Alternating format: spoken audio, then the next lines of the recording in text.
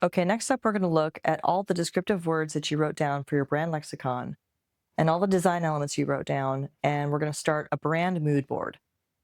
And this can be a physical poster board or a Photoshop file or Canva or whatever is easiest for you. But don't worry about making this perfect. Just spend about an hour starting to lay images and textures and colors and ideas and emotions and anything else that evokes the vibe of your business. And once you have that fleshed out, walk away from it, go do something else. And when you come back to it, this time, consider the perspective of your ideal audience.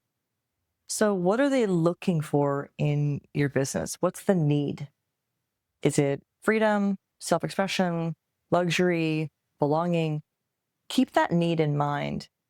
And now add any images that come to mind. And also subtract anything in your current mood board that probably isn't going to resonate with your ideal client. So, for example, I had this colleague who was a career coach, and her ideal clients were recent college grads, young, ambitious women and men trying to enter the workforce. And she was trying to design her logo, and she loved the story of the lotus flower, like this blossom coming up from the mud. And she was thinking about using it for her logo. So I asked her to consider it from her ideal client's perspective and if she thought that that logo would resonate with them. And she decided that while some of them might be attracted to the idea of the lotus, others might associate it with something more metaphysical or Buddhist, and it might not resonate with all of her ideal clients because these are like young professionals. And most of her clients were just being released from an academic institution and wanted a coach that felt similarly academic and familiar.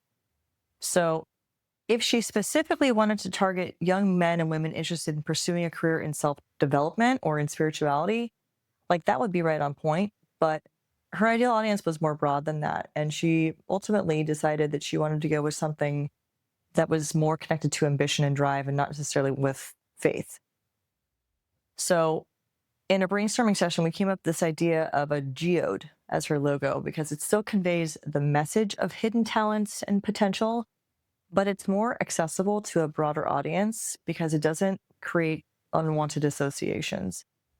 And she used the image of the geode and worked that into the palette and the imagery on her website and the background in her video calls, and she made everything cohesive. And I'm not saying that you have to throw a gemstone on every page of your website, but I am saying just make sure that the imagery that you're using really resonates with your ideal audience. Okay, good work this week and lots to explore, lots to create.